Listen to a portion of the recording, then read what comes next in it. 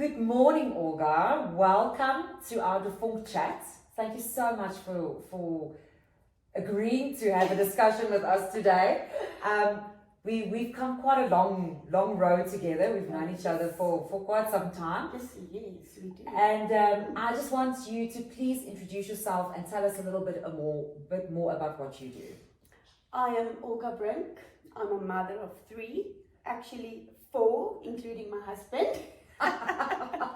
And also a mother of 40 children at my preschool, 7 teachers, and I can go on.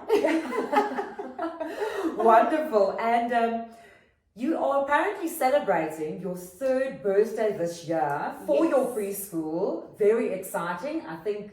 Yes, we made it through COVID, lockdown level 5, nail biting times. Yes. But yes, 3 years, I can't believe it. Yes, it's amazing. Wow, that is really, really great. And tell me specifically, you touched on the COVID, specifically around COVID. Would you mind sharing with us a bit your experience as an owner of a school, how it impacted your teachers' lives, your life? No, it was a stressful time. Even now with this few weeks of level 4, it's really stressful financially because you need to pay your teachers. Yes. Parents can't pay school fees because they're in lockdown. Some lost their jobs. Yes. They can't pay anything.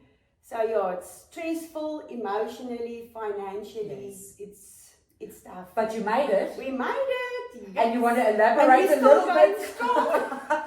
Elaborate a bit on how you actually managed to make it through this period. I think that's so important to know. Well, thanks to donations that I received, financial donations, that helped a lot. And praise from parents. I have wonderful parents in the school that I really want to thank them for supporting me, supporting me. Yes. And and just hope and pray and standing together to go through this. Yes. Well, wonderful. I think you have a phenomenal team as well. Yeah. Not just your teachers, but your family, your parents, and then obviously the superstars, the kids. And I think when there's those little exciting little human beings involved, you kind of have a drive to keep things going. Yeah, especially I know there's some of the parents that really struggles.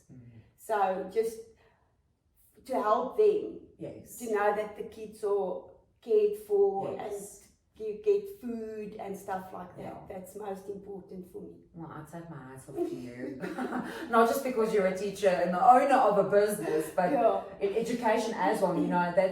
It's one of the most important categories in our e-magazine is our educational category, and we purposefully put it there because we feel that there's not enough understanding from not just the business owner point of view, but for our teachers, for our principals, and that to us is the reason why we put the category in this, because we want to create that awareness around how you actually support each other through these trying times. And I don't think that there's enough focus on especially preschools. Preschools. We're always on your own. Yeah, we're always lost in the chain. Yes. Always. Yeah. And I actually think that makes you a much stronger community as well. It's like being the last child or the middle child or whatever syndrome they call. But it's so important for us to put the focus on our teachers in our country. They go through a lot. They're human beings with lives, families of their own, and I think people tend to forget that.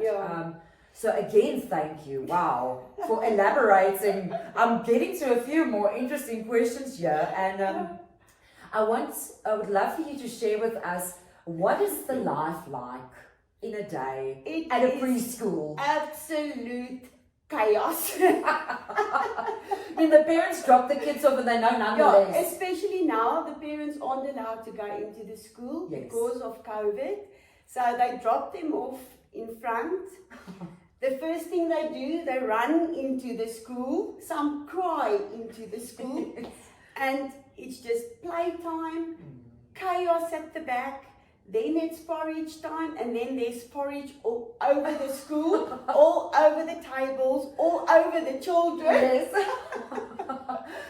And then they either do crafts or it's just free play, theme discussion, trying to learn them a song. Yes. We're going to start practicing the end of the month for the year-end concert Wow. again, a proper concert again. Yes.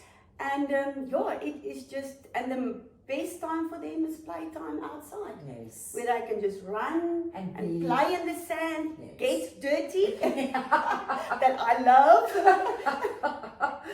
So, Olga, tell me, what are a few of the funniest things that you have found yourself or encountered at school?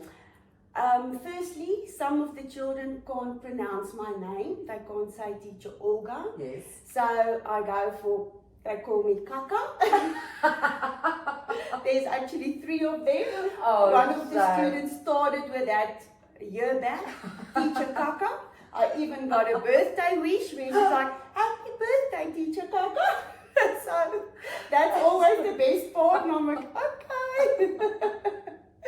And then the hugs I get in the morning. Oh. It takes me half an hour to get into the school if I'm there. It's just hugs. Oh. I'm sorry, parents, there's no social distancing when I walk in love. there. It's just love. Yes. And they say 10 hugs a day makes you feel more happier. Yes. So I get 40 hugs a day. So And you can you just keep going. imagine. Yeah. That's what keeps me going. And I think that to me, and the reason why I so wanted to feature you in this EMAG, and it's not just because I know you and I know, but you are such a loving person and caring. You are energetic. You are driven. You have a passion for what you do, and it shines through. You don't have to say much or do much, and I think your children in the school and your parents all have such a deep appreciation for that. And yes, just probably one of the most energetic people I know. Only when I'm at school. I know. And then Olga, I think I just want to kind of wrap things up with you. And you clearly have a passion for what you do, and you are motivated. And what keeps you going? What is it that keeps you going? Sure, there's a lot of things. But firstly, to see how the children develops. Yes. Some of them started with us when they were babies. Yeah.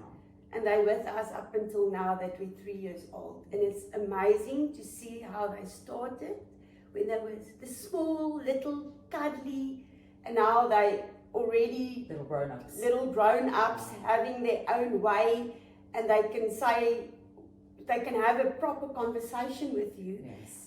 And that is the most important part for me, to see how they develop. Yes. And to get feedback from my children that goes to the primary schools. Yes. To find out how the children are doing. Yes. And it's just, and then the love, and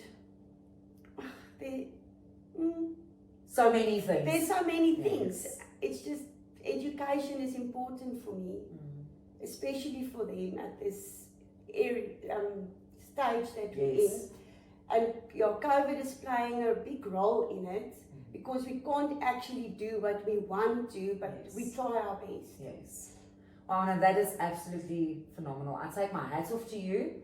Well done. And we are so celebrating your 3rd birthday in the launch of this EMAG. And yes, Olga from Tiny Footprints, thank you. You're doing an amazing job. We all love you.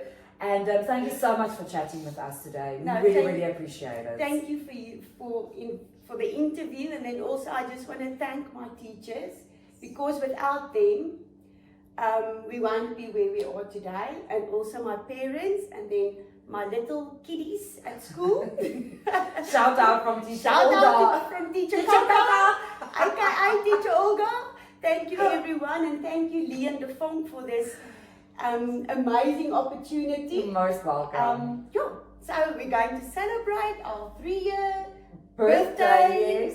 September. Wonderful. Perfect. Great stuff. Thank you, Olga. Bye. Bye.